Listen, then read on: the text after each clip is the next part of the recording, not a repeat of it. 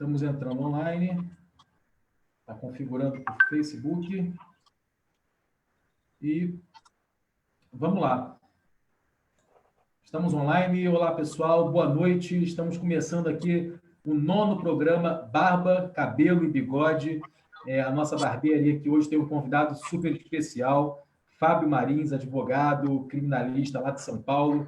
É uma pessoa muito querida, porque é advogado do meu grande companheiro e irmão, Vina Guerreiro. Já conheço o Fábio de ouvir falar bastante, sabe, Fábio? Vina fala muito de você. E a gente hoje vai debater um tema aqui muito importante, os amigos aí que estão assistindo, que é sobre a compreensão dos processos que estão aí sobre o julgamento da chapa Bolsonaro-Mourão. O Fábio vai nos ajudar a desmistificar um pouco esse juridiquês todo, para a gente entender o que pode proceder, o que não procede contra o Bolsonaro, contra o Mourão. Nessa hora é importante tirar as dúvidas. Antes da gente abrir aqui para as apresentações iniciais, Fábio, a gente tem uma tradição aqui e a gente queria ouvir, como sempre, a abertura magistral do Vina Guerreiro com a sua poesia ou a sua leitura de um texto. É a nossa parte artística do programa. Meu irmão, está contigo. Essa lei diz que nenhum animal pode ser posto numa situação que não esteja de acordo com sua natureza. Um cavalo não pode ficar dentro de uma baia a vida inteira. Tem que sair, galopar. Isto é da sua natureza. O homem também não pode ficar numa situação dessas, contrária a tudo que há na sua natureza e na sua psicologia. Essa frase foi usada por Sobral Pinto nos livros do Estado Novo, quando ele defendia Harry Berger, um comunista do grupo do Luiz Carlos Prestes, que por ter sido muito torturado, colocado debaixo do alpendre de uma escada por vários dias e por ter apanhado muito, ele acabou ficando louco.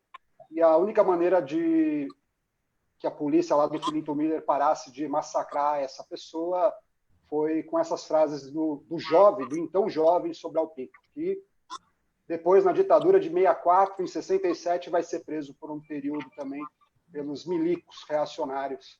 E agora, talvez, estejamos correndo de encontro a esse novo capítulo de uma história trágica brasileira, talvez seja a nossa terceira ditadura.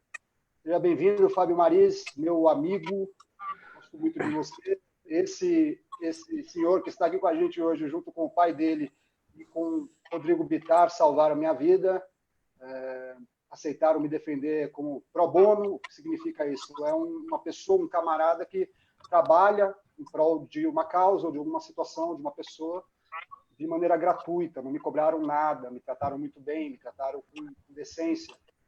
E eu sou muito grato, então, pela família Marins de Oliveira e pela família Bittar, por existirem, por serem pela democracia, por terem me dado as broncas necessárias no momento, mas principalmente por defender esse país há tanto tempo. O pai dele é um histórico, desde os tempos lá da PUC, não é isso, Fábio Marins? Depois a gente vai conversar sobre isso e falar um pouco sobre o que a gente está vivendo. Meu irmão Hassan, obrigado novamente aí, estamos juntos. Vai ser um programa emocionante. Já comecei emocionado aqui. Vamos lá. Aí, Fábio, suas considerações iniciais, sua palavra aí de abertura para os nossos espectadores. Olha, eu fico muito feliz com esse convite que foi feito pelo Vina. Eu já ouvia neste programa muito pelo meu amigo Vina, pelo Rodrigo Bittar. Ouvia muito de você, Hassan, bem também.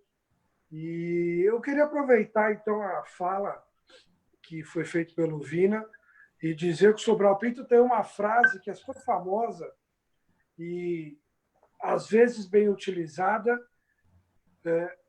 até por pessoas, e às vezes mal utilizadas por pessoas que as desvirtuam, mas o Sobral Pinto falava que a advocacia não é profissão para covardes. Isso é uma boa verdade. Ele foi a prova disso e nós, especialmente nós, advogados criminais, e não menosprezando os outros, mas nós estamos sempre em conflito com o Estado, representado pelo Ministério Público. Então, e hoje, não só pelo Estado, porque todo mundo vê o acusado como já culpado, então a gente briga com todos, e a advocacia criminal, em tempos que os direitos são tolhidos e o autoritarismo surge no campo, a covardia não é uma opção para a gente. Então, permaneceremos brigando. Nós somos e seremos sempre a voz e a vez de quem não tem voz e não tem vez. Então, foi um prazer advogar para o Vina. O Vina se tornou muito mais do que um cliente, se tornou um amigo, até por isso que estamos aqui. Semanalmente conversamos sobre o que está acontecendo no Brasil, e ele se tornou um grande amigo, e através do Rodrigo Bittar, que eu agradeço por ter nos trazido essa amizade à tona, as conexões à tona. E essa conexão, como eu disse até um pouco antes, nos traz hoje para o Rio de Janeiro, que é um lugar que eu sou absolutamente apaixonado. Infelizmente, não podemos fazer essa conversa ao vivo no Rio de Janeiro, que no futuro próximo, quem sabe. Muito obrigado pelo convite e vamos conversar. É isso aí, Fábio.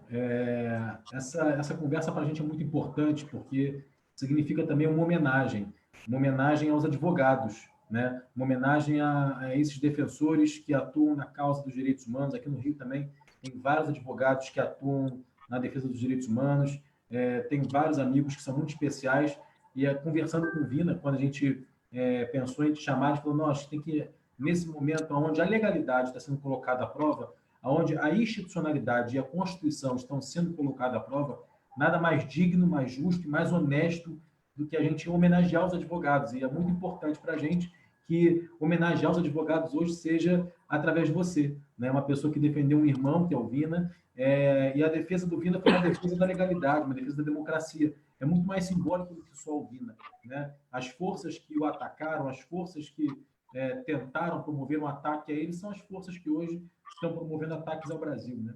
Bom, para começar, eu sempre começo fazendo a primeira pergunta, aí você... Eu posso só fazer um adendo, Hassan? Desculpa. Pode. Eu só queria aproveitar o que você disse, um segundo. Eu queria parabenizar o Rio de Janeiro por duas questões. Primeira questão é a Comissão de Direitos Humanos da Ordem dos Advogados do Brasil do Rio de Janeiro, que é sensacional. Tem diversas pessoas convidadas de outros estados. Posso estar enganado, mas eu acho que o Tiago Anastácio, que é um querido amigo, foi convidado. O Luiz Guilherme Vieira, que é advogado do Rio de Janeiro, está participando. Só fera. E um segundo agradecimento ao Rio de Janeiro é o nosso presidente do Conselho Nacional do OAB, que é o Felipe Santa Cruz, que é carioca. Foi presidente, se eu não me engano, por 2 mandatos aí no OAB do Rio. E, enfim, é um baita de um presidente que luta pela democracia.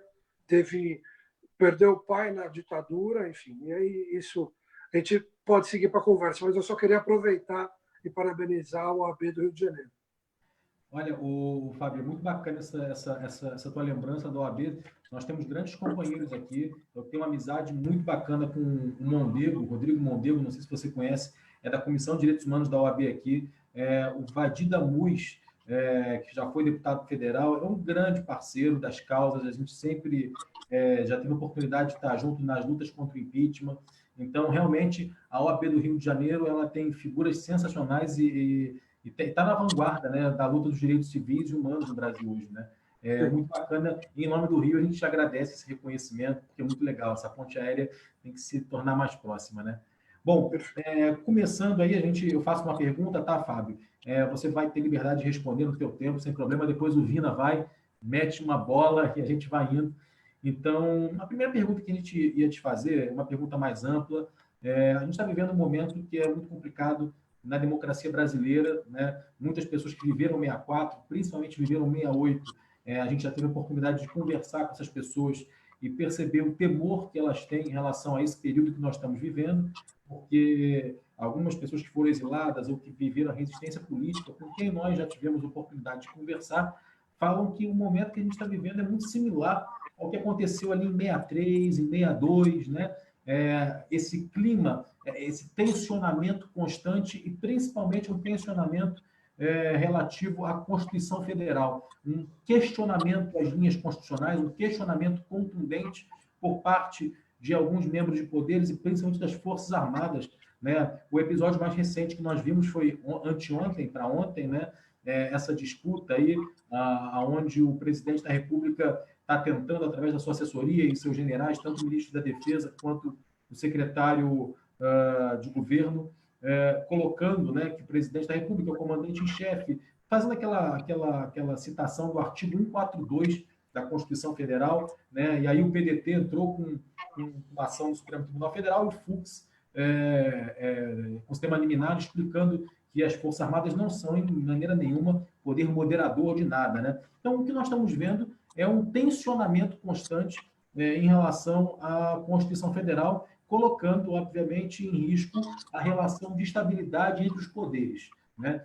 Tendo dito isso, Fábio, a primeira pergunta que a gente queria fazer para você e entender de você você como advogado, que tem uma experiência ampla na advocacia, né, você entende que esse governo, até o presente momento, cometeu crimes qualificados na Constituição, passíveis, obviamente, de punição, sejam crimes de responsabilidade que possam levar ao impeachment, ou do ponto de vista eleitoral, crimes que possam levar à cassação da chapa do TSE? A pergunta basicamente existem elementos, né, falando um pouco da linguagem jurídica, nos últimos 1 ano e meio, praticamente, esse governo produziu elementos que o campo da advocacia consegue compreender, que são elementos contundentes, capazes de levar à abertura de algum tipo de processo, seja ele do ponto de vista eleitoral, cassação de chapa, ou do ponto de vista de crime de responsabilidade.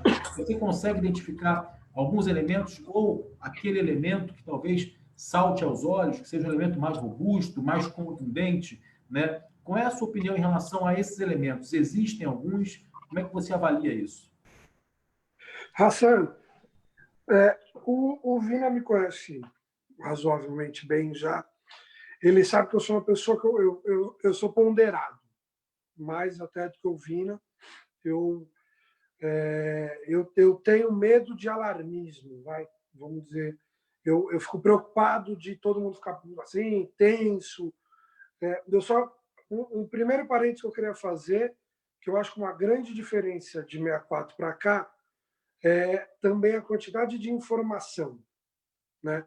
Que, por um lado, é muito ruim e, por outro, é muito bom, né?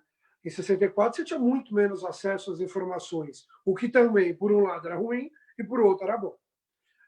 Ter muita informação é te trazer sempre uma expectativa ou te manter num status de alerta constante, o que não faz bem para ninguém. Não ter informação, como era em 64, era péssimo de não saber o que estava acontecendo. Sobre o Bolsonaro, enfim, só fiz um pequeno parênteses. Sobre o Bolsonaro, partindo primeiro também do pressuposto que eu sou criminalista, né? O direito eleitoral, apesar de ter similaridades com o direito criminal, não é minha especialidade, nunca atuei, mas eu, enfim, tenho algum conhecimento e trarei aqui algumas ideias e possibilidades, mas partindo que eu sou advogado criminalista, sempre fiz isso. Eu vejo assim, que o impeachment, um processo via impeachment, é um processo político. Ele envolve muito mais do que o direito, né? Eu passei por isso, eu advoguei para um ex-presidente da República, que teve uma denúncia oferecida na Câmara dos Deputados, e nós percebemos que a nossa defesa lá na Câmara ela tinha que ser muito mais política do que jurídica, porque quem estava lá não entendia o que a gente falava no jurídico. Então, primeiro ponto, eu vou falar sobre os crimes de responsabilidade. Na minha opinião, muito direto, eu acho que o Bolsonaro tem muito mais elementos jurídicos que possam ensejar crimes de responsabilidade do que a Dilma teve contra ela. Isso é uma opinião pessoal minha. Tá? Mas também acho que politicamente é um outro momento de Brasil, enfim, de experiência e acho que é quase um medo atual, que eu acho, por hora, pelo menos, pouco provável que isso vingue. Se eu não estou enganado, posso estar errando o número, mas tem por volta de 30 processos de impeachment. Ele quebra o decoro quase que diariamente. Então, sim, dá para puxar milhões de histórias e a gente sabe de cor salteado.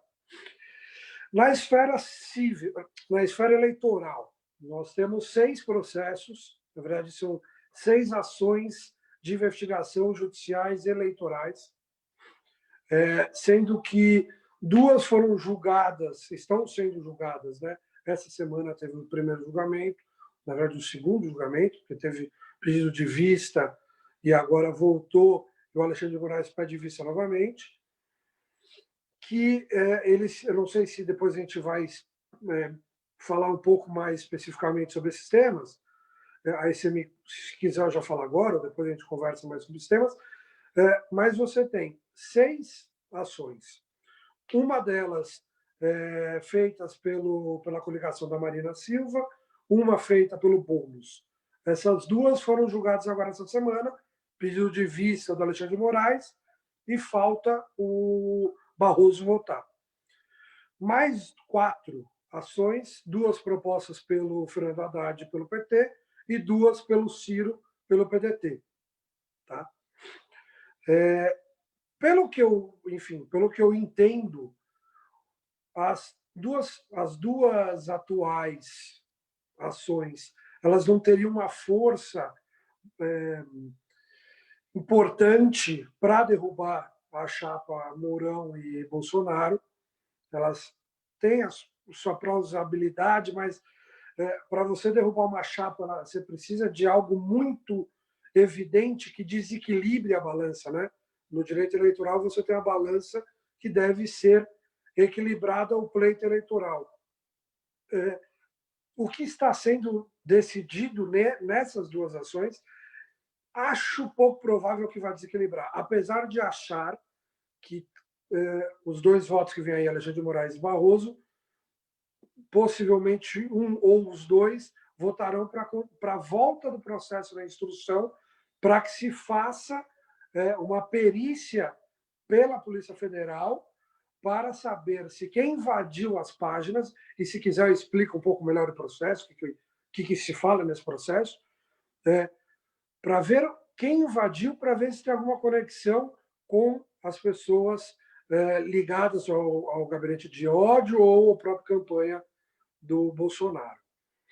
As outras 4 tem, aí não lembro exatamente quantas são, mas tem umas que reclamam de outdoor e 2, especificamente, se eu não me engano, uma do PT e uma do PDT, que falam sobre disparo de notícias falsas pelo WhatsApp. E aí eu já quero fazer um ponto, a gente vai discutir melhor isso na frente, mas tem um ponto aí que já vale a pena a gente discutir, que foi decidido no dia 12, ontem, pelo ministro relator de uma das ações, se eu não me engano, a do PT, que poderá sim trazer aos autos eleitorais o que foi, o que será, o que, enfim, já foi coletado nas investigações do inquérito da fake news no STF. E aí, indo para a parte criminal, você tem o inquérito da fake news no STF, que é outro inquérito que eu acho que a gente vai ter que conversar sobre isso, porque tem um monte de coisa para dizer sobre esse inquérito.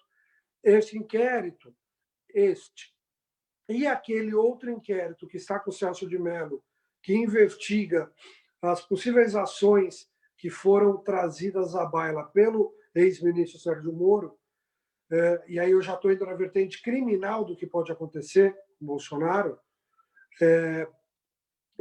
esses 2 inquéritos podem, né, eventualmente, trazer uma ligação com o presidente da República. Isso poderia, estou falando tudo em exposição, o Procurador-Geral da República oferecer uma denúncia contra o presidente, e aí o rito vai ser muito parecido ao que aconteceu com o ex-presidente Michel Temer. Essa denúncia oferecida vai para a Câmara tem que aprovar a abertura do processo. Se a abertura do processo criminal for aprovado, o presidente é afastado por um período, enquanto esse processo ele corre sua instrução. Mais ou menos, eu acho que era isso dos caminhos que podem ser traçados, mas, enfim, a gente tem um monte de coisa aí no meio que dá para a gente conversar mais um pouco. Vina, por favor.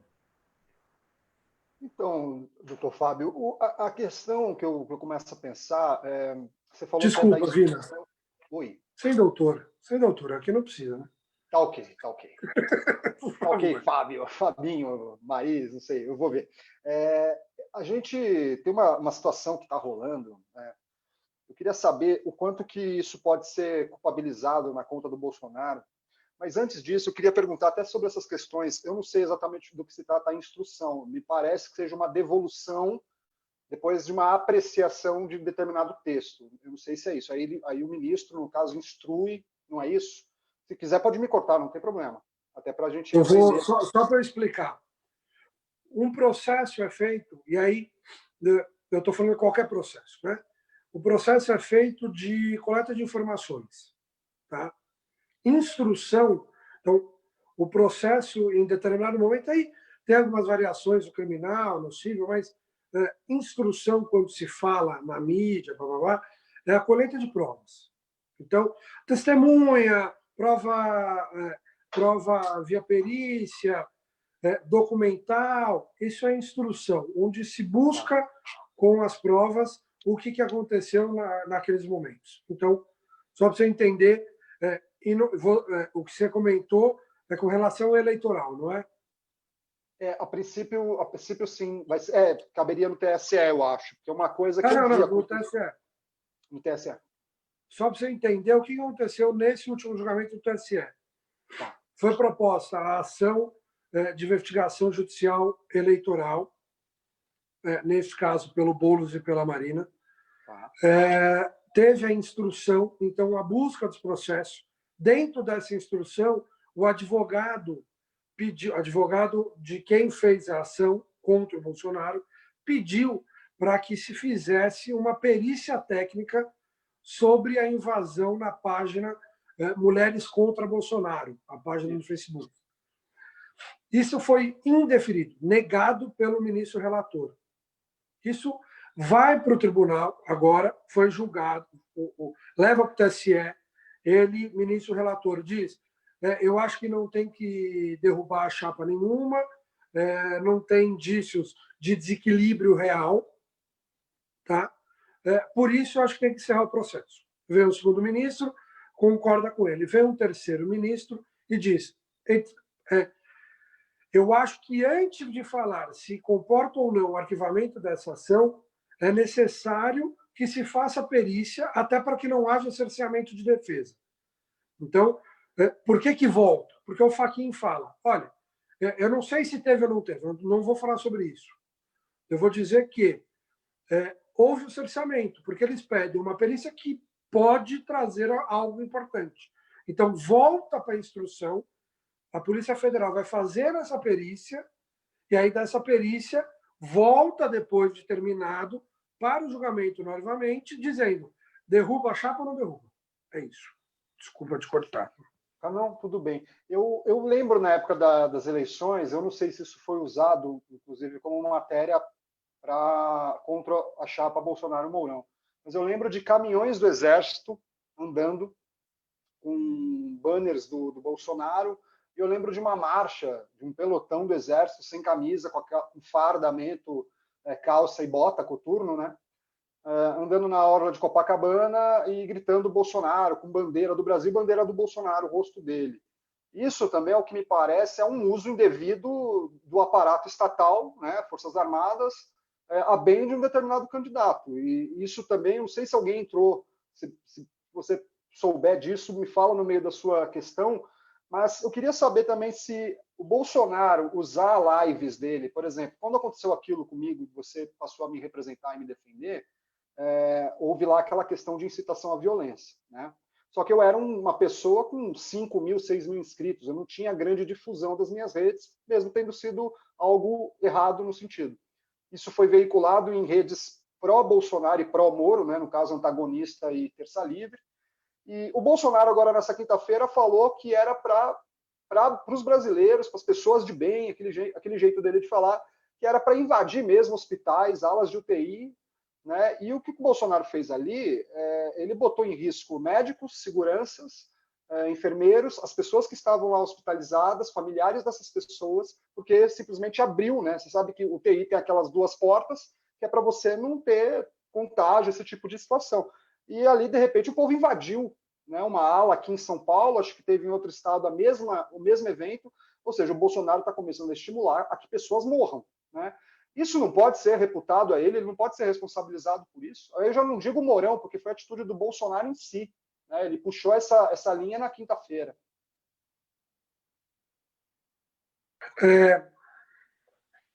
São duas coisas, né? Eu já te falei isso diversas vezes, que no direito, quando você for no seu advogado criminal, você nunca pode perguntar o pode, porque o pode, quase tudo pode. Difícil no direito criminal, principalmente atual, eu falar não pode. É difícil, né? Quase tudo pode, né? Então, você chega lá no meu escritório e fala, posso ser preso? Pode. Eu posso pegar 10 anos? Pode. A pergunta é errada, né? Assim, porque você tem que perguntar, você acha? Ou por quê, né? Então, primeiro, vamos lá. Toda vez que se fala em qualquer crime, não estamos falando de Mourão, só se algum crime for dele, né? O crime é pessoal, indivisível, tá? Não existe herdar crime, não, é da pessoa. Então, sempre que a gente falar de crime, o Mourão não vai estar envolvido.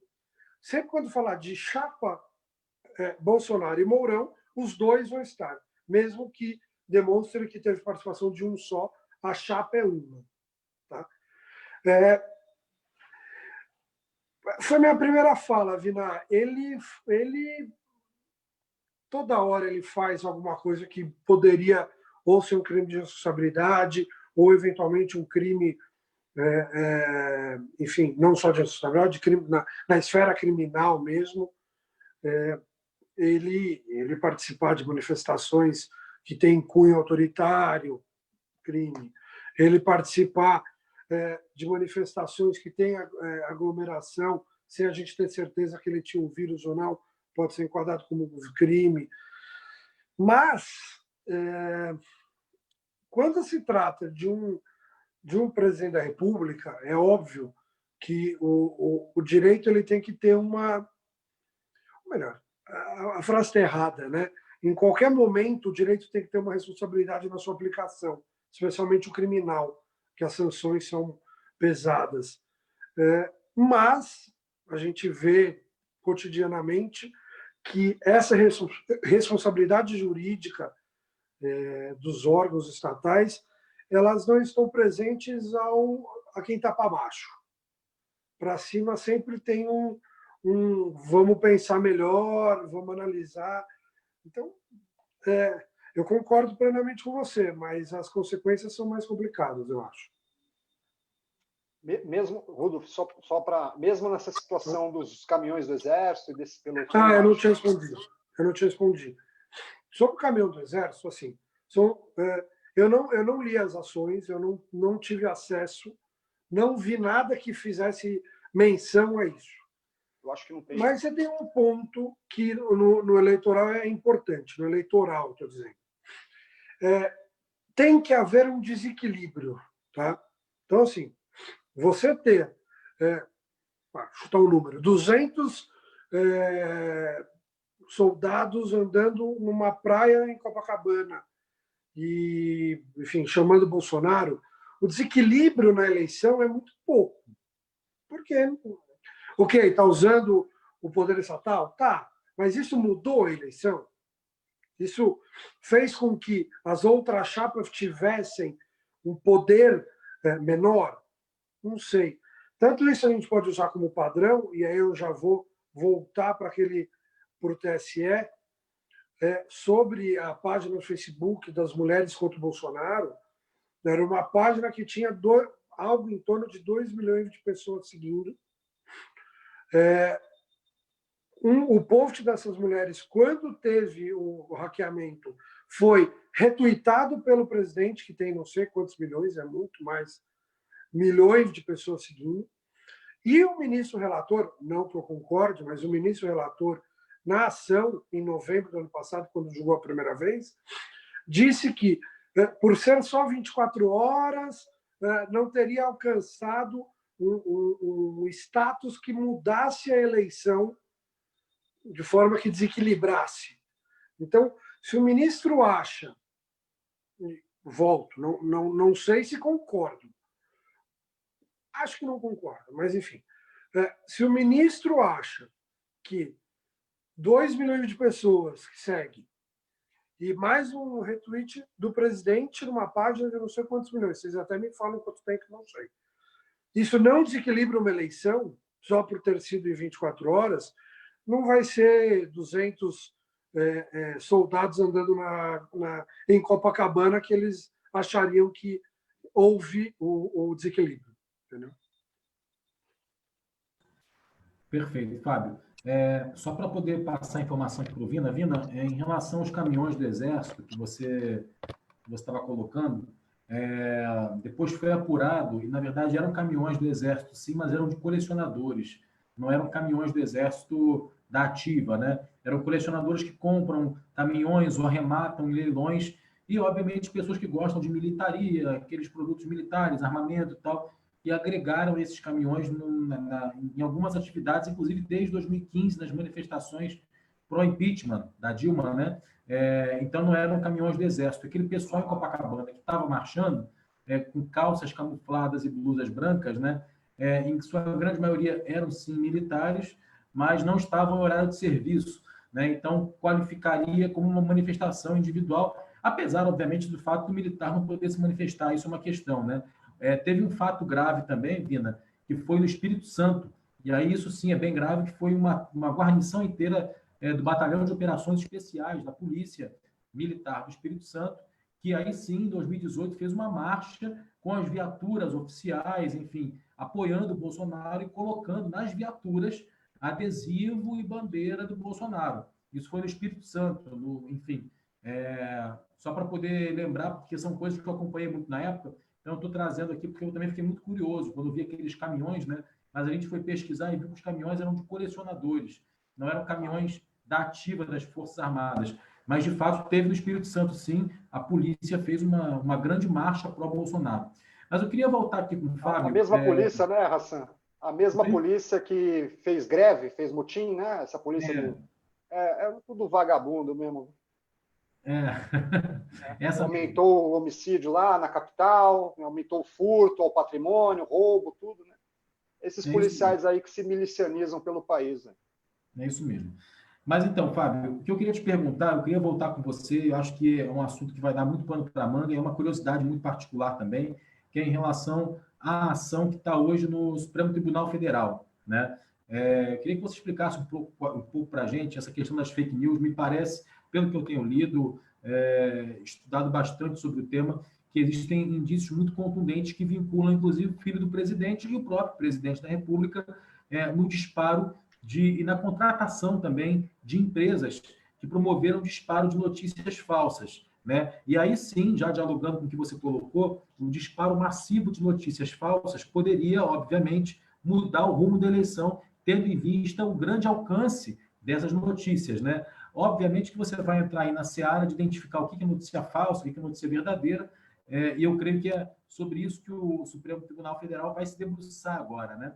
Então, nesse caso especial, me parece que existe uma maior contundência do ponto de vista do acúmulo de provas, porque, nesse caso específico, a campanha do presidente Jair Bolsonaro contratou empresas, de fato, de disparo de mensagens. E essas empresas, ao que parece, ao que as investigações da Polícia Federal têm apurado, essas empresas dispararam mensagens que, ora, eram agressivas a indivíduos. Então, você pode ter, inclusive, a promoção de outros crimes. Eu não sou advogado, mas a gente tem uma compreensão mínima aí do processo do direito, né?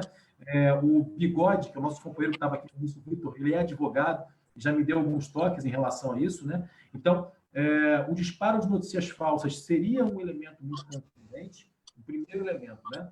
Um segundo elemento seria o conteúdo também desses disparos, porque naquele período a honra de vários indivíduos foi afetada, né? Um crime contra a honra é um crime previsto no Código Penal também, né? Então, me parece que os elementos da investigação que estão hoje no Supremo Tribunal Federal são bem contundentes. Em relação a esses elementos, Fábio, aí você fica à vontade na sua fala para explicar para a gente as minúcias, né, desse processo que está no STF. Esses elementos levariam, no caso, a uma possibilidade de cassação da chapa numa acordo do Tribunal Superior Eleitoral ou ao impeachment do presidente. Eu queria que ficasse claro isso para eu poder compreender, porque, obviamente, que o disparo de notícias falsas foi promovido pela chapa, né? A chapa promoveu. Quando você tem um partido, através do fundo eleitoral, fazendo a contratação, é o partido da chapa, né? Que está contratando uma empresa para fazer o disparo de mensagens ilegais, que podem ferir a honra de indivíduos ou não, seja como for. Nesse caso, implicaria em cassação da chapa ou impeachment do presidente, né? Como é que estão os detalhes desse inquérito que está correndo no Superior Tribunal Federal? Vamos lá. Primeira coisa é que é realmente difícil de se entender todos esses meandros que nós temos, né? Essa prova do inquérito, e eu vou falar melhor do inquérito daqui a pouco, essa prova do inquérito ela será utilizada nas ações que estão correndo pelo TSE. Isso foi decidido ontem. Então, isso será usado. Tá? Se descobrir-se que utilizou-se de empresas, estou falando, se descobrir porque, como advogado, mesmo pró-Bolsonaro, eu vou falar. Se tiver pouco, se não tiver indício, ou prova contundente, ou, enfim, qualquer coisa, eu vou falar, não tem nada, mesmo sendo benéfico para ele. Eu acho que o direito ele não pode ter cara, o direito ele tem que ter lei, né? Ele não tem o rosto da pessoa. Enfim. Esses materiais que estão sendo buscados, colhidos no STF, serão utilizados para decidir se a chapa Bolsonaro-Mourão tem que cair ou não tem que cair. Ponto. Esse é o primeiro ponto. E por que eu falo a chapa Bolsonaro e Mourão? Porque não poderá haver uma cisão, né? Não dá para você julgar só o Bolsonaro e não o Mourão, ou só o Mourão e não o Bolsonaro, mesmo que um dos dois não tenha participação assim, comprovada na história. É a chapa. Ponto 2. Sobre o inquérito.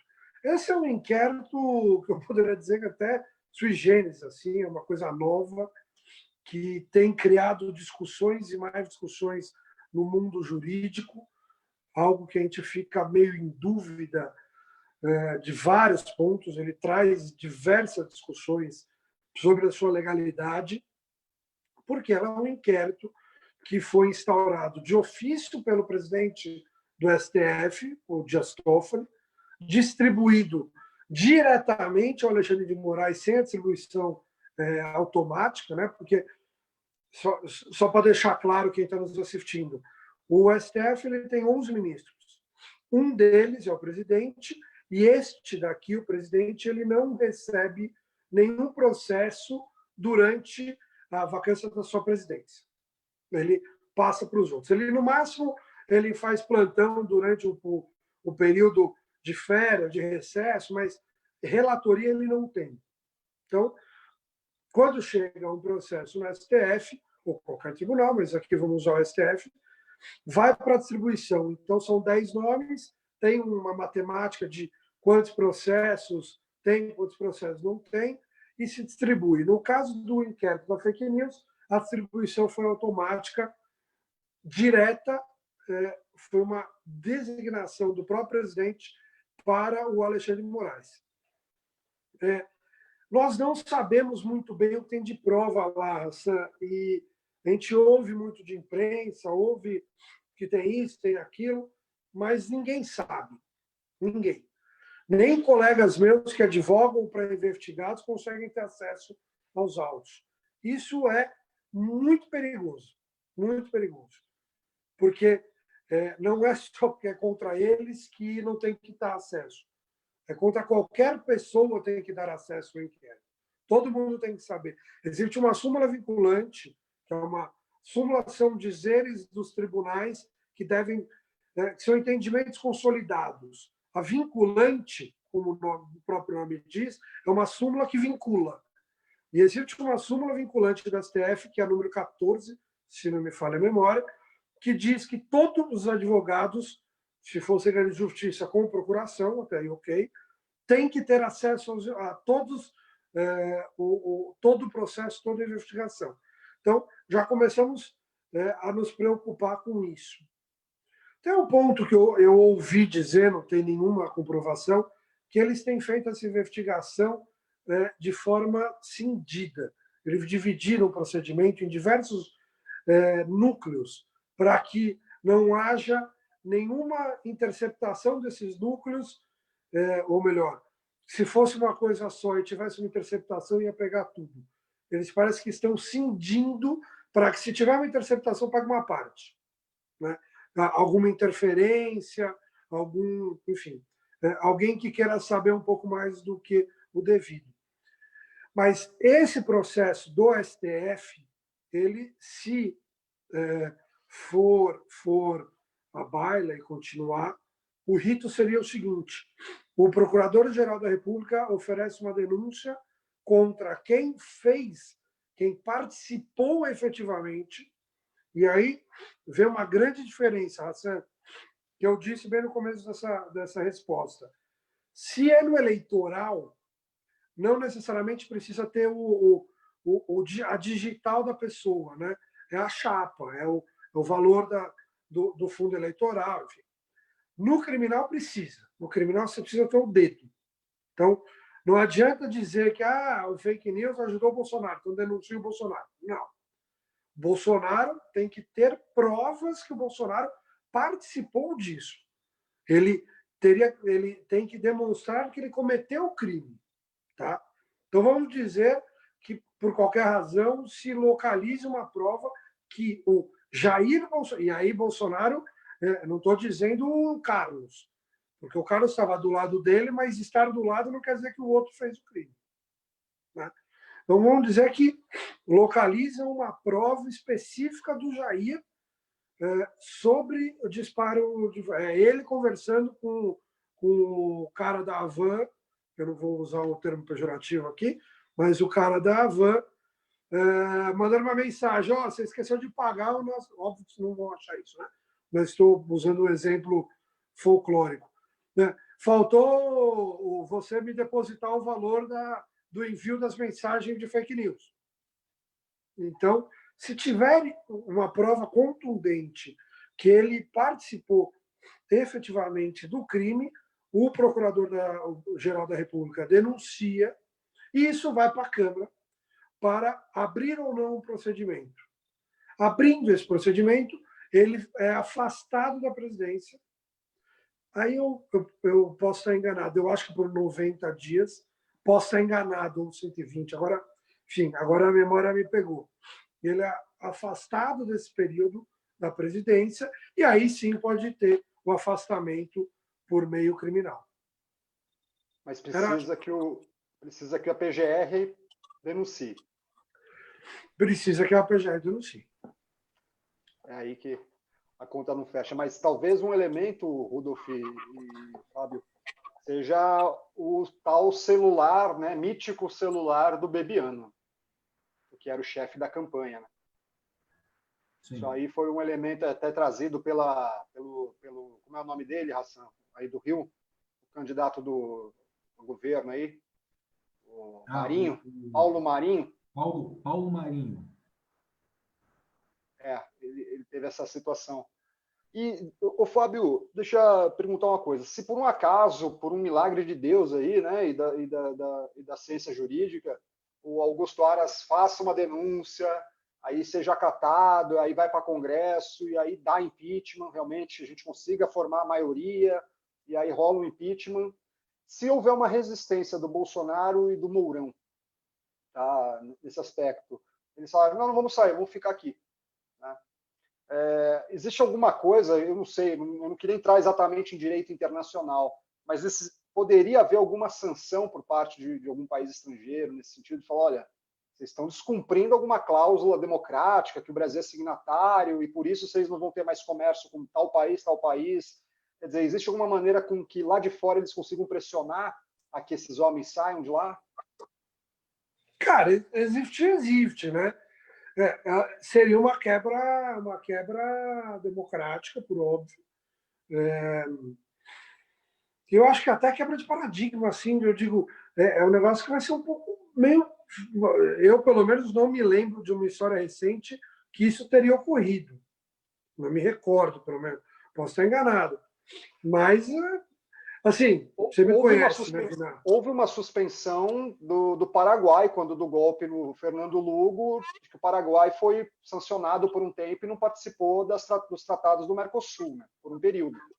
Não, mas isso eu também não sou especialista em direito internacional, mas seguramente tem sanções. São sanções aplicáveis a países autoritários, como a Venezuela tem sanções, como a Síria tem sanções muitas vezes políticas e enviesadas para certos entendimentos e nações específicas. Enfim, você tem um jogo político internacional, muito mais que o jurídico, né, para essas sanções. Cuba, né, o país que mais sanção tem, né? Então, poder, eu acho que realmente pode existir, sim. Mas, só desculpa, o Vina me conhece, não, pode até falar já, que coisa rápida, mas eu acho pouco provável que isso aconteça.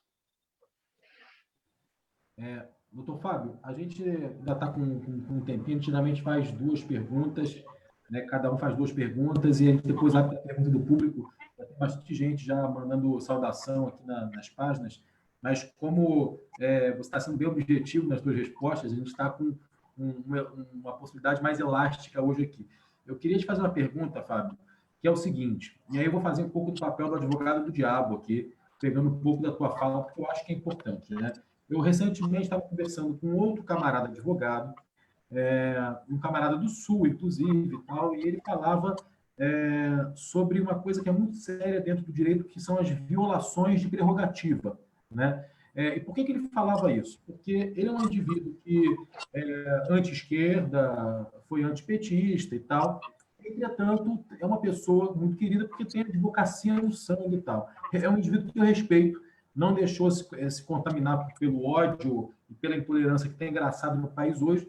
E ele me falava que na época do impeachment, na verdade, na época do julgamento do Lula, o Zanin, que é lá do Rio Grande do Sul, né, moveu alguns fundos no Rio Grande e tal, e explicitou algumas falhas muito contundentes no processo judicial do Lula, principalmente o que diz respeito e o que tem relação com violações de prerrogativa da advocacia, né, do advogado em si.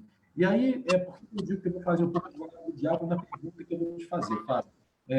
O Bolsonaro constantemente tem dito, e vários apoiadores dele, inclusive algumas pessoas até com mínimo de credibilidade que ainda resta, porque apoiar o Bolsonaro drena a credibilidade de qualquer um, mas existem algumas pessoas que têm um mínimo de credibilidade, que existe um acúmulo de sobreposição de poderes do STF, principalmente no que condiz a bloqueio da nomeação do delegado da Polícia Federal, que é um ponto.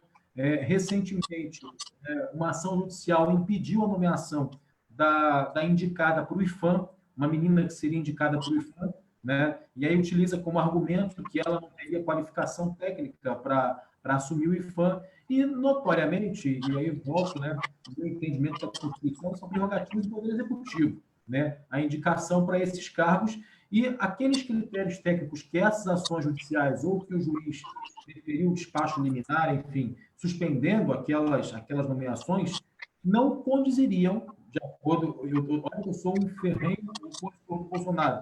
Eu vou levantar essa bola, porque me parece que nos últimos anos, doutor Fábio, nos últimos anos, a gente teve um empoderamento sobremaneira do judiciário, o que me parece muito grave também, porque cria, de fato, um desequilíbrio entre os poderes. O impeachment da Dilma foi fruto de um empoderamento sobremaneira do judiciário. De fato, nós vimos caminhar numa ditadura de cobra. Ao meu ver, se o Bolsonaro quer nomear uma azêmula para a presidência do IFAM, existem prerrogativas do Poder Executivo nessa nomeação, né?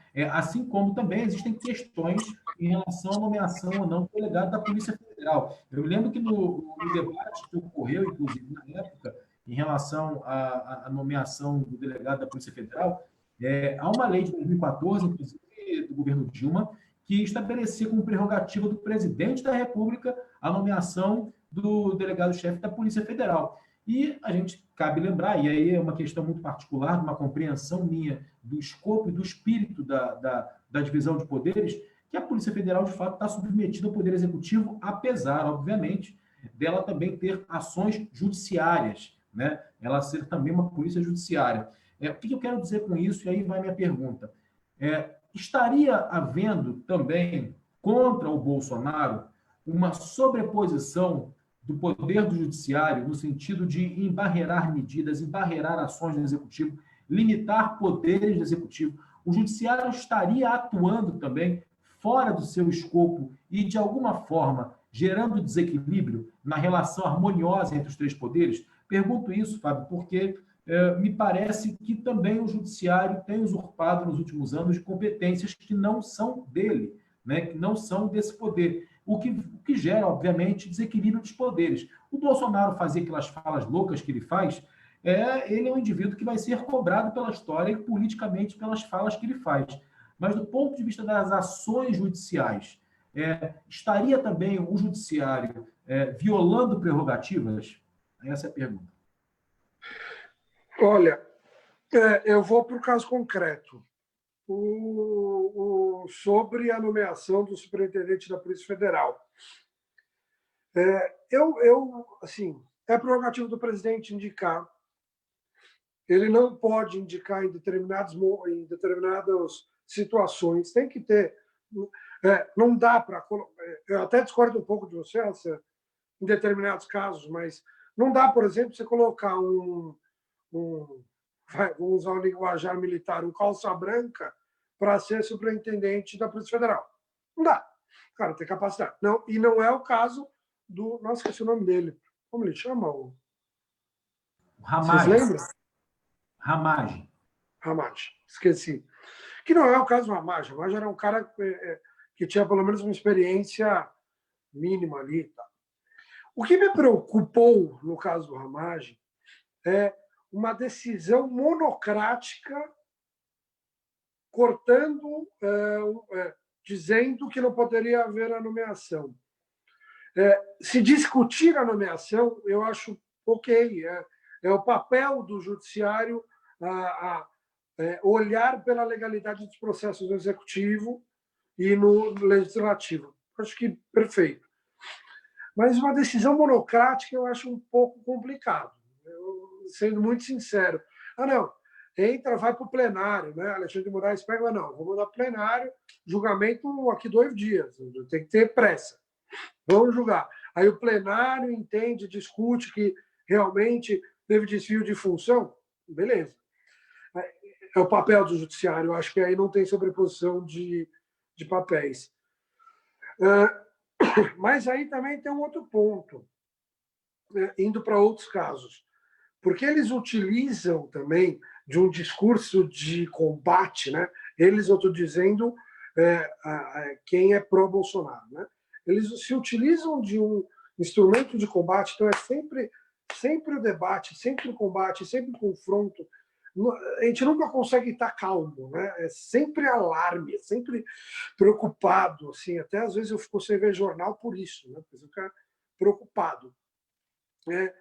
Então, em alguns momentos, eles utilizam exemplos, os pró-Bolsonaros, de eventuais sobreposições de poderes que eu não concordo. Então, por exemplo, voltando rapidamente, o inquérito fake news.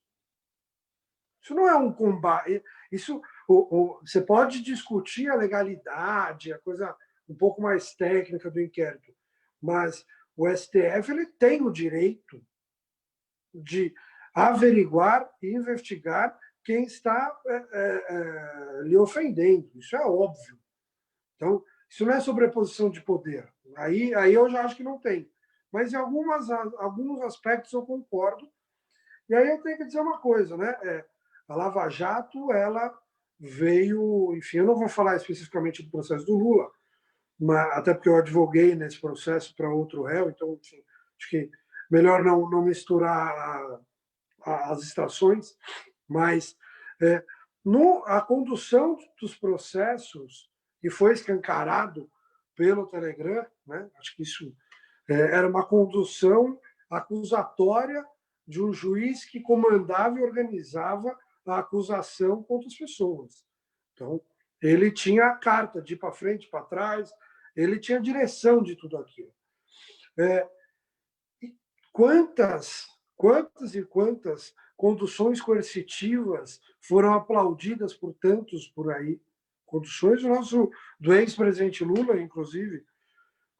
Conduções coercitivas. Aí, eu sempre quis falar isso, e na época que aconteceu essas coisas da condução coercitiva, não tinha live. Aí o Vina e o Hassan me deram essa oportunidade.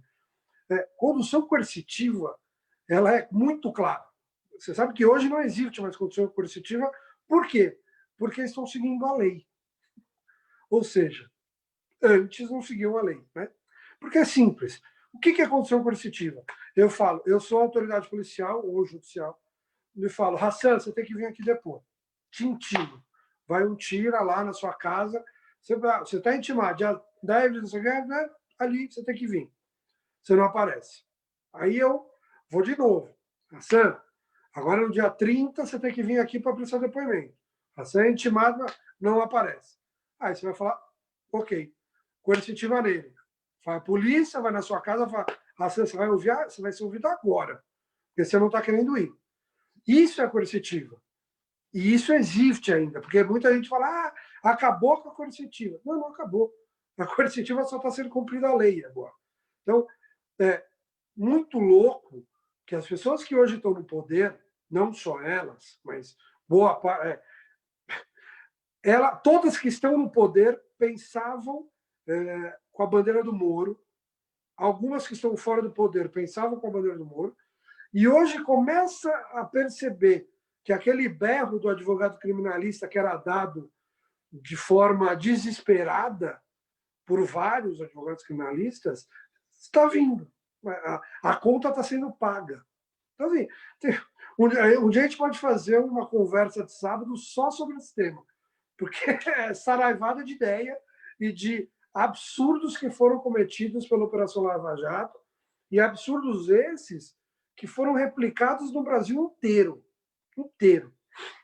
Com uma grande diferença. O Sérgio Moro, ele tem dos seus defeitos e suas qualidades, enfim, tem de algumas coisas que a gente não concorda, enfim, não vou nem entrar muito nesse aspecto. Ele era um bom juiz.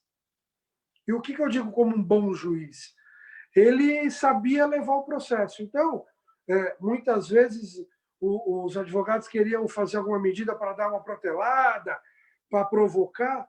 O que o juiz normal, isso a gente teve um exemplo, eu não vou mencionar nome, mas teve um exemplo de um juiz aqui em São Paulo, que hoje é desembargador, tiveram algumas ações grandes criminais, que todas foram anuladas porque ele não sabia conduzir. Ele negava os pedidos da defesa, e aí isso causava nulidade, a defesa ia anular o processo, acabava com tudo. O Moro não. Ele aceitava. Então o cara falou, tá bom, eu quero, se eu ouço 80 testemunhas vindo, tá bom. Semana que vem vão ser, em 4 dias, 20 testemunhas todo dia. Bom, resolvi o meu problema. Então, ele era um cara que sabia conduzir um processo. Você tem um outro exemplo, que eu também não vou citar nomes, de um juiz federal aí do Rio de Janeiro, que o sonho dele é ser o Moro, e ele não consegue ser o Moro. Não consegue. Entendeu? Mais alguma coisa que eu esqueci de responder? Ou quer pôr mais lenha na fogueira? Na hora da lenha da fogueira, eu chamo o Vina Guerreiro. Vina, Opa! Vai lá, Vina. Incendeia, meu irmão. Então, eu queria saber uma coisa. Quantas perguntas a gente vai ter ainda? Só mais uma ou tem mais duas? Como é que tá? Não, manda ver, manda ver. Pode ser mais uma tua e depois a gente vai para as perguntas aqui do pessoal. Senão a gente continua aqui. Depois já caminha para o encerramento, né? Porque nós estamos agora com quanto tempo?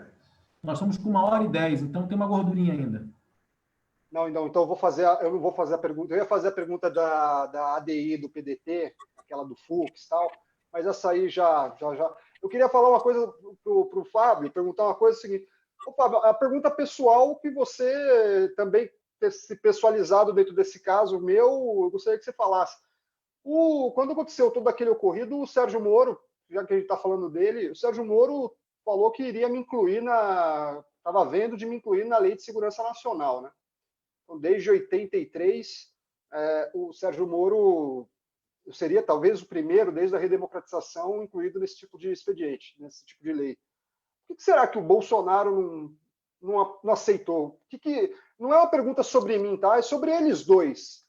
Porque eu tenho uma ideia sobre isso, mas ali o Moro quis levantar uma situação, o Bolsonaro não aceitou, ele não entrou com acusação contra mim, ele em pessoa, né? O que você diria como advogado sobre isso? Na verdade, assim, eu não gostaria de falar do seu processo, porque eu acho que, enfim, a gente tem que ter um sigilo profissional e não acho que é o campo. O seu processo, e aí eu vou fazer só um feed rápido, ele não está oficialmente finalizado. Oficialmente. Tem umas demandas, enfim. Então, eu não me sinto confortável, para te falar, sinceramente. Eu não me sinto confortável. A gente pode conversar isso no bate-bola depois, mas eu tá bom, não, até para não te expor. Né? Tá, não, só porque por conta daquela coisa de 6 meses, do cara entrar com a denúncia, enfim, mas tudo bem, tudo bem. Vamos para a pergunta da... Vina, eu sugiro que você faça a pergunta que tu ia fazer da ADIM. Isso, é essa que eu vou fazer. De inconstitucionalidade. Tá, da ADI, cara. O PDT entrou com uma ADI faz algumas semanas, uma ação direta de inconstitucionalidade em relação à atribuição das Forças Armadas, porque fica parecendo que qualquer poder pode pedir o exercício delas, e as coisas não são assim, a gente tem a tripartição dos poderes nessa república, então, como é que é isso? O Fux foi lá e falou, olha, a atribuição das Forças Armadas é essa aqui, aquela, tudo bem, ele respondeu, deu tudo certo.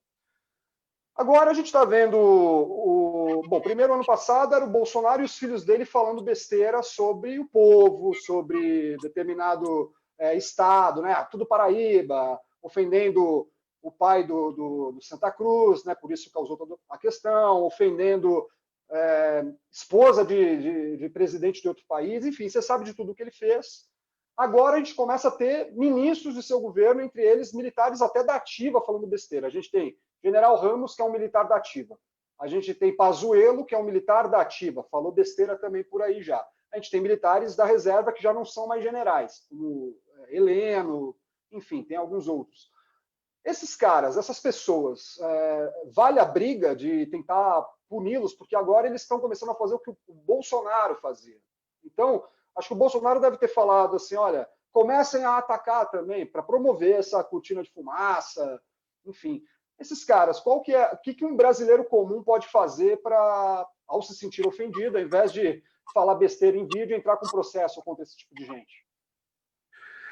Olha, Vina, eu sou muito favorável à legalidade. Então, se alguém cometeu alguma ilegalidade, ele tem que pagar por isso. Não importa se ele é militar, se ele é militante ou se ele é, sei lá, da milícia. Né? Quis fazer uma trocadilho besta.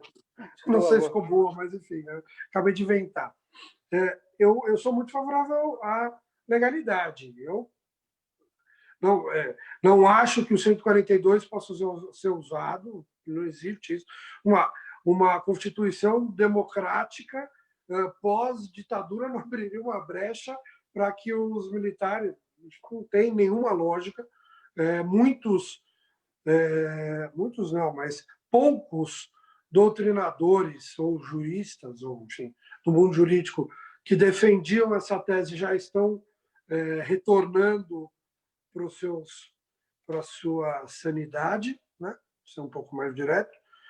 E eu, assim, eu acho que um cidadão comum ele tem que utilizar formas de se indignar, formas que não ultrapassem também a legalidade, porque a reação não pode ser pior que a ação, né? Tá. E que, por exemplo, voltando ao seu vídeo, aquele vídeo que deu todo o problema, a sua reação foi muito pior que a ação. Muito pior, enfim, juridicamente dizendo. Então, eu vejo que não importa se ele é militar, se ele for contra a lei, ele tem que ter as medidas cabíveis e eles vão continuar assim. E eu vou ser muito sincero, com exceção de um ou outro, isso eu já te falei por telefone, Vina. Já. Eu acho que os militares eles não têm interesse no combate. Os militares, eu estou dizendo, a instituição inteira, né? Porque eu não sei quantos militares tem no Brasil e muito menos na reserva, mas a gente vê um nicho ali. Então, eu ainda sou esperançoso. É um setor, mas é muito barulhento. Hassan, se eu puder só emendar uma questão rápida aqui, porque o problema é o seguinte, tudo bem, você está falando isso, você está seguindo o que você conhece da doutrina, mas a gente tem, por outro lado, um grupo de juristas também liderado lá pelo Gandra, que vem falando numa situação... Um deles que voltou atrás. Então, mas, de qualquer maneira, o Gandra mantém, né? A ideia dele lá de falar em poder moderador. Poder moderador não existe, acabou na monarquia. Desculpa, aqui cortou a minha internet. Cortou? Não, eu repito. Cortou na internet, eu não vi o que você falou, desculpa. O Ives Gandra, ele vem defendendo, você falou que um deles voltou atrás. Não. O Ives Gandra voltou atrás. O Ives Gandra já voltou atrás? Voltou atrás, inclusive ele fez uma live com a Comissão de Direito Constitucional do OAB de São Paulo, que o vice-presidente é muito meu amigo, meu querido amigo Marcelo Fiori, na terça-feira passada, e ele já não é o mesmo entendimento. Então, ele é um exemplo. Porque é o que vai começando a assustar, só para terminar, já que já está respondido, se ele voltou atrás, tudo bem. Mas o que começa a assustar é quando pessoas do meio jurídico, que conhecem a doutrina, têm uma visão sobre ela, começam a dar lastro, né, para certas atitudes antidemocráticas. Mas, desculpa, nenhum golpe no mundo pode ser dado sem alguém do mundo jurídico que concorde. Essa parte que eu não entendi. Nenhum golpe em nenhum país no mundo? Nenhum golpe. Qualquer setor da sociedade no mundo pode ocorrer sem que haja um respaldo jurídico. Sempre vai ter alguém pensando do lado do golpista. Sempre. Porque sem a legalidade, aspas, ou algum caminho legal, não existe um golpe. Tá, mas depois, né? Não antes do processo. Durante. É isso aí. O golpe não dura um dia, né? Sim, é um percurso. Tá. Vai lá, Rodolfo. Perfeito. A gente agora tem aqui, eu vou partir agora para as perguntas, né? E a gente está tendo uma situação aqui bem interessante, bem sui generis, digamos assim. Eu vou explicar por quê. Primeiro, eu vou colocar aqui as saudações de quem está online. José Niemeyer é o coordenador do curso de Relações Internacionais do IBMEC. Parabéns, cidadãos de bem, um militante de democracia, um agente político intelectual engajado. Parabéns a vocês. Grande José Niemeyer, uma pessoa que nós queremos convidar para uma próxima live aqui também, o coordenador de Relações Internacionais do IBMEC, mandando uma saudação, está assistindo a gente. O Felipe Oliveira, lá de São Pedro da Aldeia, presidente do PDT de São Pedro da Aldeia, assistindo a gente, mandando boa noite para os convidados. André Nunes, da Frente Nacional Trabalhista. também está mandando uma saudação, está assistindo a gente. Um abraço para o Vina, um abraço para mim também e para o nosso convidado. Nós temos lá no YouTube do Vina Guerreiro o nosso querido Capitão Léo. O Capitão Léo está mandando um abraço. O Capitão Léo, que é fundador da torcida jovem do Flamengo, está assistindo a gente, mandando um grande abraço.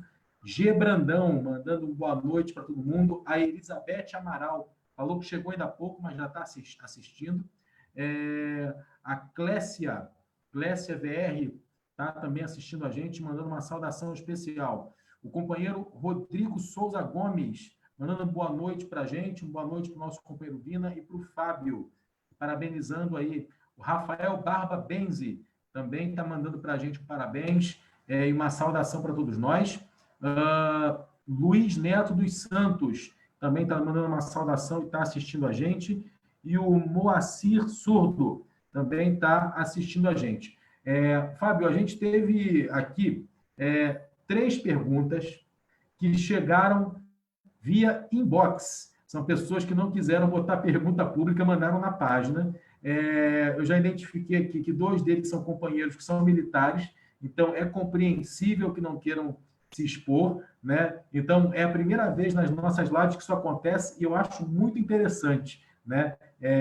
As perguntas que chegaram, né? Então, vamos lá.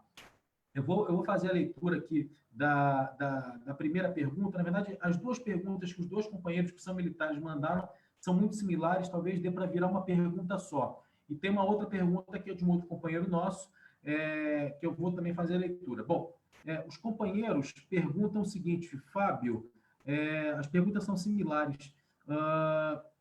Poderia explicar a diferença entre estado de defesa e estado de sítio? Parece que há uma tentativa do governo em implementar uma GLO, Garantia da Lei e da Ordem. Os 2 perguntam mais ou menos a mesma coisa, porque sentem que talvez exista dentro da caserna alguma movimentação nesse sentido. Já ouvimos falar sobre possibilidades do emprego das forças em operações de garantia da lei e da ordem. Isso seria um golpe dentro da legalidade? Essa é uma pergunta, me parece interessante e principalmente muito simbólica, feita por militares, né? Um grande abraço para os companheiros, que eu não vou citar o nome, mas é muito importante. Então, basicamente, a pergunta existe diferença entre estado de defesa e estado de sítio? E aí, o que eles estão questionando aqui o governo poderia tentar implementar um golpe a partir de uma situação utilizando subterfúgios que estão na lei, porque, de fato, o estado de defesa e o estado de sítio estão na lei, né? O presidente convoca, mas passa pelo Congresso, né? O Congresso tem que aprovar, enfim. Então, eles estão querendo uma explicação sobre esses dois estados. E tem mais uma pergunta feita por um outro companheiro nosso, que eu faço logo em seguida, depois de você responder. Hassan, vou ser muito sincero, eu sei por cima, eu não vou conseguir responder aos companheiros de forma muito direta, mas me comprometo, enfim, vou responder, mas me comprometo até estudar um pouquinho melhor, eu te mando a minha resposta e você encaminha para os 2 depois, tá, Hassan? Isso eu faço com o maior prazer. Me corrija, enfim, os outros 2, se eu estiver falando alguma bobagem. Primeiro, a diferença do estado de sítio e de defesa tem a ver com iminência de ataque estrangeiro, de guerra, se eu não estou enganado. Então, eu acho que chegar num ponto desse, óbvio, as garantias individuais, constitucionais são diminuídas, permitidos pela Constituição.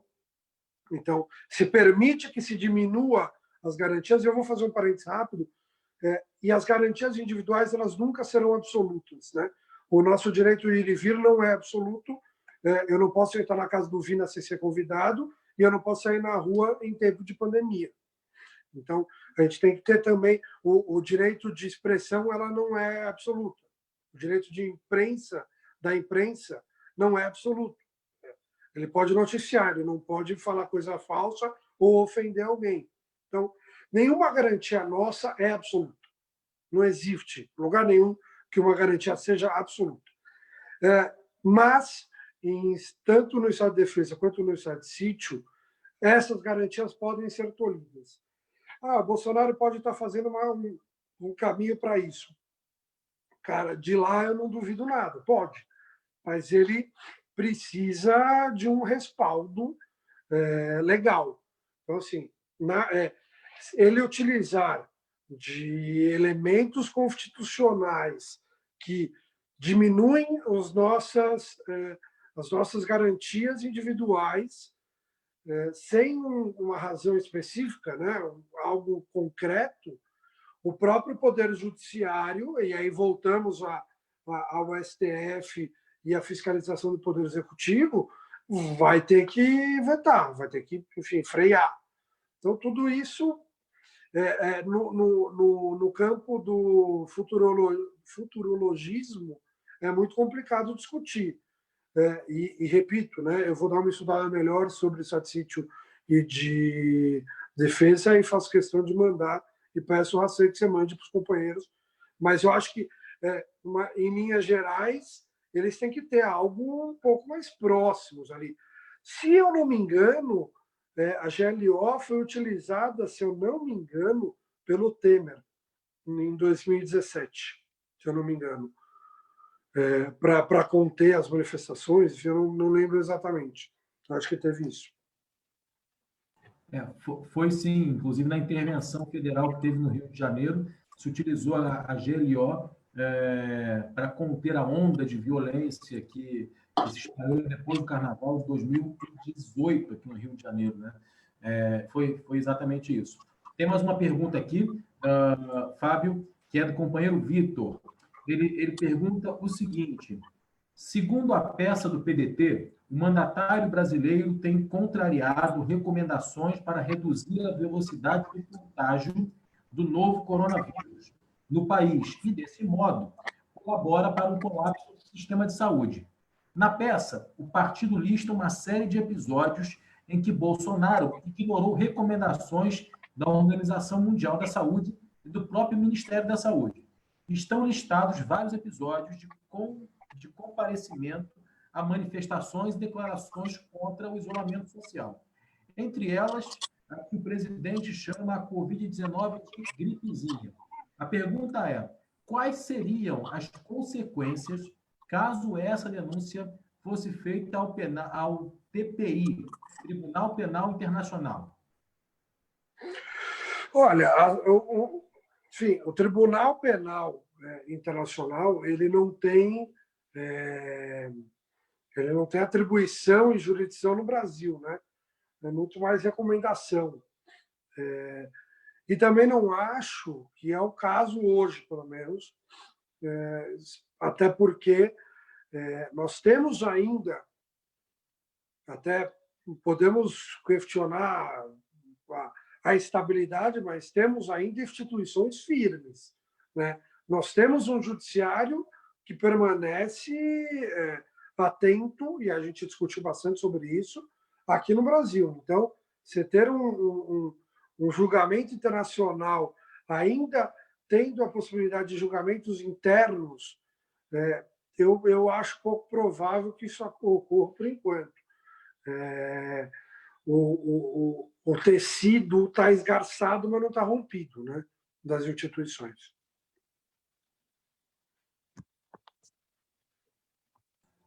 Perfeito, Fábio. Chegou aqui mais um questionamento, né?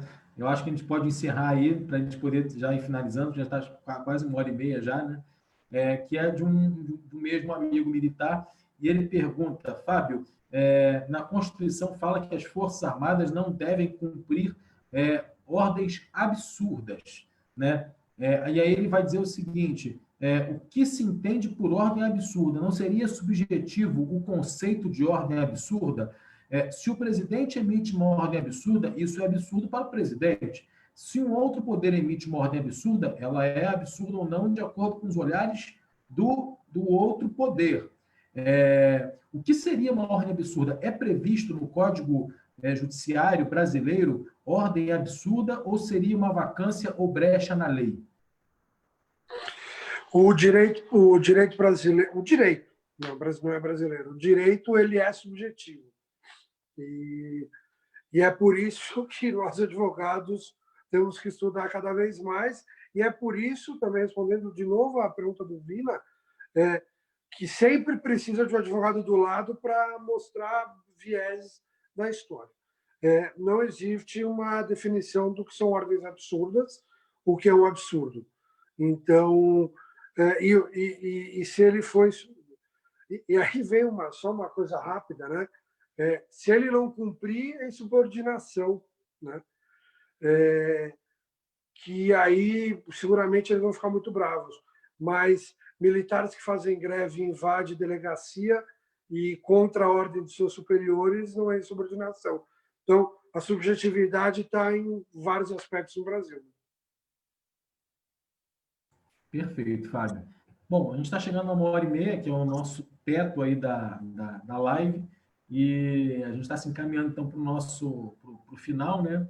Eu queria pedir para o Vina, então, fazer a sua consideração sempre magistral aí, final, e pode mandar um golaço. A gente costuma brincar aqui, Fábio, que eu e Vina somos Bebeto e Romário.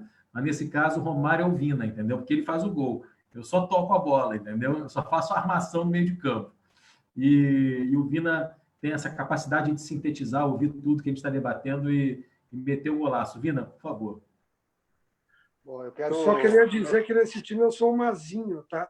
Fico só dando porrada e joga a bola para frente. Perfeito, o Beck de Fazenda, grande Mazinho, nossa senhora, que recordação de 94, velho. Eu preciso começar driblando, então, a audiência aí, pedindo desculpa, né, pela minha indiscrição, eu, por ter passado tanto tempo, a gente já vai no automático, e eu não queria ter cometido aqui um deslize aqui com o meu amigo, mas também meu advogado, né, que certamente e duramente, mas com certeza me puxou, opa, depois a gente conversa essa parada, beleza. Eu preciso aproveitar aí que há 2 ou 3 militares que, pelo vernáculo elevado, com certeza são de um oficialado alto. Eu gostaria de apelar para vocês, camaradas em armas, camaradas em farda, que vocês, na dúvida, sigam a Constituição, viu? Essa é a nossa peça máxima, esse aqui é o contrato social que vige aqui na nossa República, e que ordem absurda é aquela em que, de repente, o teu superior oferecer para você a oportunidade de você massacrar seus irmãos que não estão vestidos de farda. Gostaria de lembrá-los também que eu sou de uma família que tem militares, né? Meu avô era militar, inclusive. Meu tio-avô também, né? Criador do SNI, estava ali na primeira turma. Eu tenho um monte de familiares, mas eu também tinha gente na família que era do outro lado, que era da resistência. Meu pai, inclusive, foi de um grupo brisolista. Então, eu gostaria de pedir para vocês, com muito carinho, muito fervor mesmo, que vocês nunca mais pensassem ou aceitassem ordem de levantar armas contra seus irmãos nacionais. Viu? Todo o projeto que a nossa turma nacionalista de esquerda vem buscando para esse país é que a gente faça um grande negócio bacana para o país, reindustrialização, e isso vai muito bem atender aos interesses de soberania nacional, soberania popular, mas também, fortuitamente, aos interesses das Forças Armadas. Vocês serão os primeiros beneficiados, porque para defender um país soberano, para defender realmente um povo que queira se emancipar, que leve essa civilização deste patamar para um melhor, a gente vai precisar que haja pessoas que salvaguardem essa nação. Mas vocês, ao mesmo tempo que eu falo isso, e lhes apelo, direi uma coisa para vocês. Vocês não são o poder moderador, né? Esse poder moderador que alguns falam, alguns aí da turma do Bolsonaro falam, esse poder não existe desde a monarquia. Vocês, inclusive, deram um golpe na monarquia e instituíram a república. Então, pensem nisso, pensem no Estado brasileiro, no esquema positivista, que era o que o Exército era ali na escola na Praia Vermelha, né, aí no Rio de Janeiro. Pensem em tudo isso, pensem no bem que vocês já fizeram essa nação, mas nunca mais tentem levantar armas contra a população, porque alguns de nós iremos resistir, viu? E, lamentavelmente, nós iremos batalhar pelas ruas aí, enfim, mesmo que percamos. Mas todo o coração aí a esses militares que, por estarem aqui, devem ter um pouco mais de de vontades nacionais na mente mesmo e não ouvir exatamente essas ordens absurdas. Quero agradecer também ao Fábio Maris, meu amigo, muito obrigado por você ter estado aqui com a gente. Ajudou muito, porque essa questão do juridiquês é muito complicada. Eu praticamente não entendo nada, assim, eu falo muito de orelhada nessas questões. Foi muito legal você ter vindo. Novamente, desculpa a indiscrição, meu amigo. Eu vou depois te ligar formalmente pedir desculpa de novo, porque foi vergonhoso, tá certo? Hassan, obrigado aí por reparar a minha escorregada também. E muito legal aí, e faço votos que você volte logo para cá de novo, viu, Fábio? Aqui dá para repetir convidado, vamos falar de outros temas também, tá? E mando um abraço aí para toda a família Maris de Oliveira. Vina, fica tranquilo, porque você é irmão, você fala como militante, fala como apaixonado, não tem problema nenhum, fica tranquilo. Eu queria agradecer também ao Fábio Marins. Papos desse nível são muito importantes. Essa, sem dúvida, foi uma das melhores lives que a gente teve, porque foi extremamente técnica e foi muito elucidativa. Eu, particularmente, queria abordar com o Fábio vários temas. Os aspectos do direito me afetam bastante. Eu, apesar de ser da sociologia, sou sociólogo, mas os últimos trabalhos e pesquisas acadêmicas que eu fiz no campo da universidade, eles tangenciaram muito o comportamento do poder judiciário e me preocupa muito a maximização do poder judiciário sobre os demais poderes. Eu trabalho até de ciência política, enfim, e eu acho que vale muito discutir, né? Porque isso pode ser utilizado, inclusive, como justificativa de um governo golpista, né? O desequilíbrio de poderes pode ser usado, não, né? Já tem sido utilizado narrativamente dessa forma, né? Então, eu tenho muitos amigos advogados, a gente discute muito sobre violações de prerrogativas, né? A OAB tem um conjunto de circunstâncias e o direito confere ao advogado um poder similar ao juiz, ao procurador, são todos iguais, né? O advogado, o procurador, o juiz, o membro do Ministério Público, são todos iguais em relação ao acesso a provas, enfim. Então, eu acho que a gente podia, inclusive, Vina, marcar um próximo debate com o Fábio, gostei muito do Fábio, e a gente falar, talvez, especificamente sobre violações de prerrogativas, né? Eu acho que é um tema que dá muito debate, dá muito pano para manga, porque isso envolve e, sobremaneira, fala um pouco sobre o Brasil que nós estamos vivendo, né? Essa suposta ditadura da toga, ela dá em Chico e dá em Francisco, né? E aí, como, novamente, vindo da sociologia, a gente faz um debate muito grande de quem são os juristas, quem são os membros do Ministério Público. Em sua grande maioria, são pessoas da classe média, que têm toda uma formação ideológica de nascença, de berço, com valores conservadores. Então, o Poder Judiciário é permeado também de ideologias e de valores. E quando ele é supervalorizado, ele começa, de fato, a dar uma perspectiva ideológica através das suas ações. Então, eu queria te agradecer, Fábio. É um debate que rende muito. Eu já queria propor aqui ao Vila que a gente depois fizesse isso em outro momento, chamando o Fábio de novo para um outro programa específico sobre violações de prerrogativas, né? Mas, Fábio, muito obrigado. Foi um prazerzaço te conhecer. Quando vier ao Rio, vamos tomar uma cerveja, assim que essa pandemia passar, bater um papo aqui. A gente tem a casa aqui aberta, pode cair aqui. A gente tem um quarto de hóspede aqui que sempre que vem de fora é muito bem acolhido. E, por favor, as tuas considerações finais. Primeiro, eu queria muito agradecer o convite. Vila, não precisa se desculpar, que até pela liberdade que nós temos, eu tenho a liberdade de dizer esses pontos, a gente é amigo, então não precisa se desculpar. Você só é você porque você é assim, né? Se você não fosse assim, você não seria você. Então, ok, a gente quem lhe conhece sabe como você é, então pronto, não tem nenhuma discussão. Hassan, eu queria te agradecer, vou aceitar o quarto, com certeza. Eu e minha esposa éramos assíduos frequentadores do Rio de Janeiro. Nós, na última vez, fomos num show espetacular da Teresa Cristina nossa, me fugiu, no Circo Voador, que foi espetacular.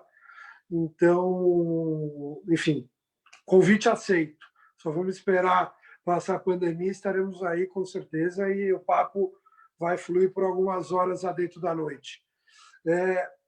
Estou à disposição, qualquer dia que vocês quiserem conversar, estamos aí. Eu acho que esses papos são interessantes, importantes. Eu queria fazer uma sugestão ao vivo aqui, rápida. Você me disse sobre os juízes e justiça de classe média, classe alta, enfim. Tem um tema muito legal de ser discutido, e eu até tenho um cara para indicar, que é o presidente do Instituto de Defesa ao Direito de Defesa, que ele fez um estudo sobre audiência de custódia. E eles têm vários projetos espetaculares. E lá dá para você ver não quem julga, mas sim quem é condenado. É sensacional e é um tema que um dia, se vocês quiserem, eu posso participar, posso indicar o presidente, que é o Hugo Leonardo, que é um baita de um cara, é um baita tema legal de falar. E sobre prerrogativas, eu sou... Quando eu falo de advocacia, eu fico... Eu vou dormir às 2 da manhã só quando eu falo de advocacia, porque é o que eu nasci para fazer, é o que eu gosto, o que eu sei defender, enfim, uma missão nossa, né? Parece coisa de evangélico, não é isso, mas é uma missão nossa em defender os direitos dos outros, né? E o Vina sabe muito bem disso, que a gente sofre junto. E é muito, assim,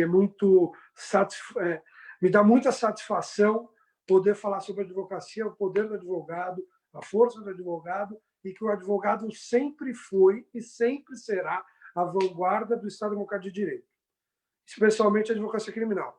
Nós sempre estaremos na trincheira, porque nós somos sempre a ponta da lança contra o Estado opressor, que sempre discute o aumento da punitividade estatal e nunca da oportunidade que o Estado tem que dar à sociedade, né? Então, eu sempre fico muito exaltado quando eu falo sobre advocacia, porque eu acho que a nossa missão ela é de extremo valor e eu falarei quanto tempo for necessário sobre a minha profissão. Então, convite aceito para ir para o Rio de Janeiro, convite aceito para participar novamente e, enfim, e a nossa casa aqui em São Paulo também está aberta. Valeu, Fábio. Olha, eu moro, dá para ir a pé para o Circo Voador, entendeu? Da onde eu moro, a gente vai a pé, a Lapa é aqui pertinho, vamos beber cerveja lá, Vina vem junto, tem espaço para todo mundo e vai ser maravilhoso. Queria agradecer mais uma vez, Vina, Fábio, e semana que vem a gente vai ter uma outra convidada muito especial também.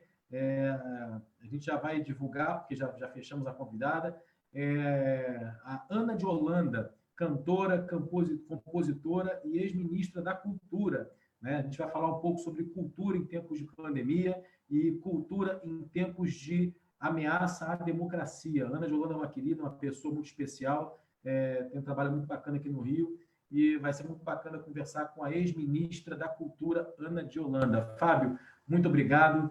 Vina, tamo junto. A todo mundo que está assistindo a gente, valeu, boa noite.